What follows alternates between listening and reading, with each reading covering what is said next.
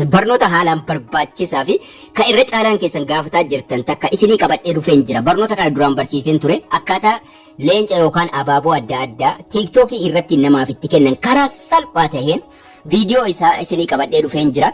Namoonni baay'ee yeroo viidiyoo maxxansu har'allee irra deebi'ee isinitti himuu barbaada yookaan immoo irra deebi'ee isin yaadachiisuun barbaada. Viidiyoon kan kee hedduu hin mul'atu namoonni jettan ni jirtu. Viidiyoodhuma kana daawwataa iskiriiniidhuma viidiyoo daawwataa jirtanirra yeroo tokko tuqattu iskiriiniidhuma kanarra yeroo isin tuqxan mallattoo seetingii xiqqaan takka gubbaatti isiniif baha. Mallattoo seetingii xiqqaa kanarra irra tuqattu. Baay'ee salphaadha.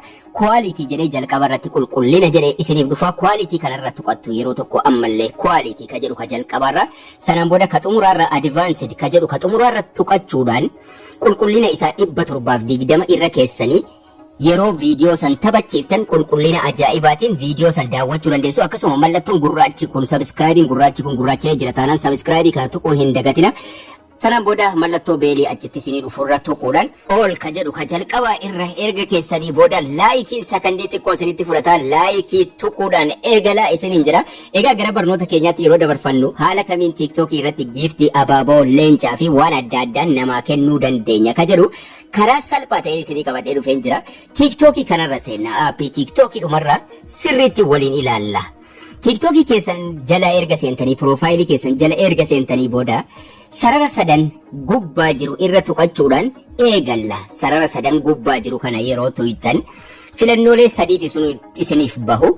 Creator Tools, My QR Code fi Setting and Privacy isinii baha. Setting and Privacy ka jedhu kana tuqachuun gara fuula ittaanuutti darbina. Setting and Privacy ka jedhu tuqannee fuula duratti adeemnaa jechuudha.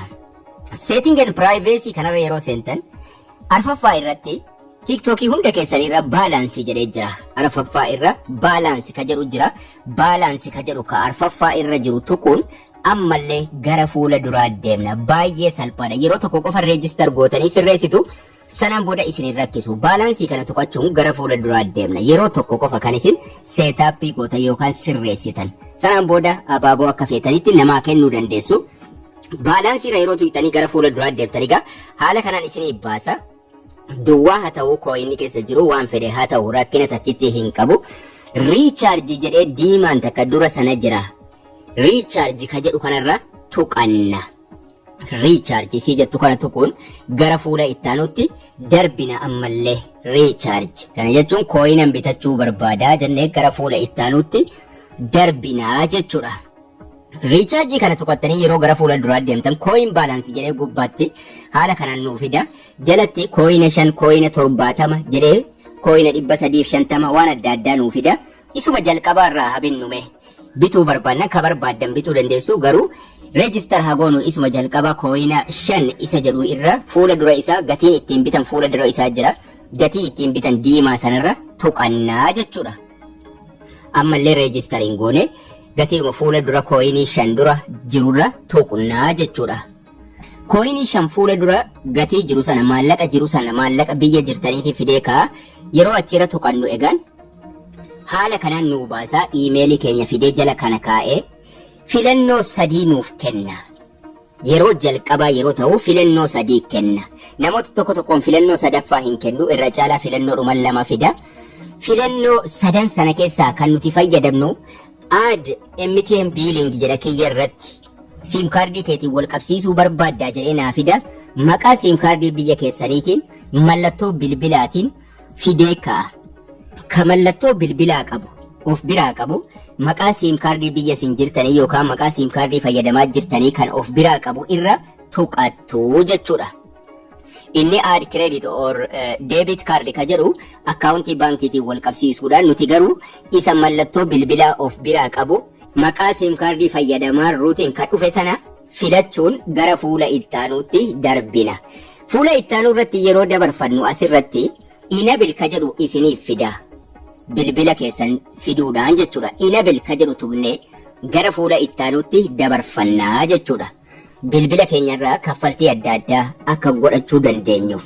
Enable yeroo isin tuqxanii fuula ittaanuutti darbitan filannoo akkasii waan sanduuqa guutamu isinii fida. Ka jalqabaa irratti maqaa keessan ka ittaanu irratti lakkoofsa manaa yookaan naannoodhuma jirtan fi magaalaa keessan haala kanaan tartiiba kanaan irratti guuttu ka arfaffaa kadhumaa inni nu ofiif guuta sanaan booda seeviin jala jira seevii tuqne gara fuula ittaanutti darbinaa jechuudha. Fuula kanarratti waraabamuu hin danda'u waan ta'eef seevii ka jedhu kana tuquun gara fuula ittaanutti darbina. Seevii yeroo isin tuytan baayi ka jedhu isiniif fidaa jechuudha. Amma yoo fingerprintii ashaaraa bilbila keessanii isin gaafatetti gootu baayi ka jedhu kun biti ka jedhu kun jala isaa jira. Baayi isa jedhu tuytu paaswordii iimeelii keessanii isin gaafata yoo paaswordii hin beekne barnoota isaa duraan barsiiseen jira asuma tiiktookii jala akkaataa paaswordii iimeelii dagannee paaswordii itti jijjiiran ka jedhu ni jira san daawwachuun paaswordii itti godhatanii paaswordii keessaa erga guuttattanii booda veerifaayi gootu jechuudha. Paaswordii iimeelichaa ni beektu taanaan immoo asuma irratti guutuun veerifaayi ka jedhu jala jira veerifaayi tuquun gara fuula ittaanutti darbitu jechuudha.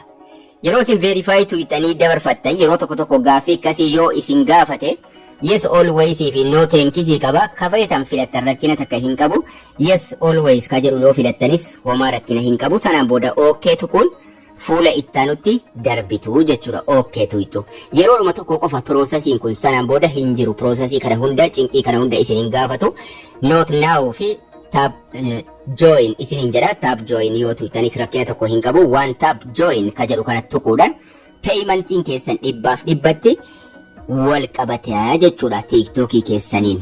Okay ka jedhu kana tuytu sanaan booda okay tuquun gara fuula duraa deemnaa jechuudha. Kanaan booda processii kana isiniin barbaachisu salphaadhumatti bituu dandeessu jechuudha. Amma biteen jira kooyina 5 bitadhee jechuudha. Kana jechuun abaaboo 5 namaa kennuun danda'a jechuudha. Gubbaatti 0 ture amma 5 tahee jira. Kanaan booda processii kana nan barbaachisu sarara 3 tuqadhee yeroo barbaadetti TikTok kiyya jala setting and privacy ka jedhu irraan seenaa setting and privacy kana ergan tuqadhee booda balance ka jedhu jalan deemaa jechuudha. Balance ka jedhu kana tuqadheen gara fuula ittaanutti darba. Balance ergan tuqadhee booda 5 bitadhe kun as jira recharging fuula dura isaa jira. Recharge ka jedhu kana tuquudhumaan gara fuula ittaanutti darbaa jechuudha. Recharge tuqee yeroo dabarfadhe ammallee 5 kan biraa bituun barbaada taanaan maallaquma fuula dura isaa jiru kan barbaade bitachuu danda'a irran tuqaa jechuudha. Yeroo irra tuytan baay'ee isiniin jedha baay'ee tuquudhaan ashaaraa bilbila keessanii yoo isin gaafate ashaaraa sana irra qabuudhaan bitattu jechuudha. Taap baay'ee isiniin jedha jechuudha. Processiin silaa sun hundi hin jiru jechuudha. Ammallee 5 kan biraa payment successful jedhee raayitiin godhe 5 kan biraa bitee itti dabalee jechuudha. Kana jechuun yoo abaaboo kennuu barbaade 5 fi 5 walitti 10 ta'e abaaboo 10 namaa kennuu danda'a jechuudha. Akkasuma viidiyoo jalattis mallattoon giiftii yoo viidiyoo namaa jalatti kennuu barbaadan mallattoo giiftii irra tuquudhaan yookaan laayivii jalatti ka barbaadan irra tuquudhaan send ka jedhu jala isaa jira send irra tuquudhaan ergitu jechuudha. Steppiin isaa baay'ee salphaadha. Achumarraayis abaaboora tuquudhaan leencara tuquudhaan waan barbaadan namaa bituu dandeessuun isiniin jedha. Laayikii sheerii hiriyoota keessaniif gochuu hin dagatina. Barnoonni keenyas kana fakkaata. Akkasin irraa barattan abdii guddaan qaba. Haga barnoota kutaa ittaanu walitti deebinutti turtii gaarii nagayaan tura.